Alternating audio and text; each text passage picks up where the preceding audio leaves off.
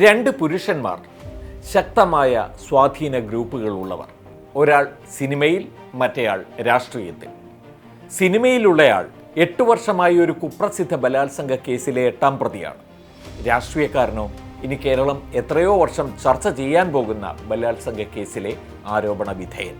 നടനും നിർമ്മാതാവുമായ ദിലീപിനും കോൺഗ്രസിൽ നിന്ന് സസ്പെൻഡ് ചെയ്യപ്പെട്ട് നിൽക്കുന്ന രാഹുൽ മാങ്കൂട്ടത്തിൽ MLAയ്ക്കുമിടയിൽ നിൽക്കുന്നത് കേരളത്തിലെ സ്ത്രീ എന്ന ചോദ്യചിഹ്നമാണ്. എഡിറ്റേഴ്സ് ടേക്കിലേക്ക് സ്വാഗതം. ദിലീപിനും രാഹുലിനുമിടയിൽ എന്ത് എന്ന് ചോദിച്ചു തന്നെയാണ് തുടങ്ങുന്നത്. ആ തലക്കെട്ട് തന്നെ ഒരുപക്ഷെ ചോദ്യം ചെയ്യപ്പെട്ടേക്കാം.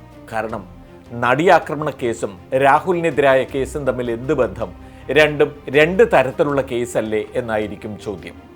അല്ല, സാഹചര്യങ്ങളും സംഭവങ്ങളും വ്യത്യസ്തമായിരിക്കും. പക്ഷേ രണ്ടും തമ്മിൽ ചില ബന്ധങ്ങളുണ്ട്.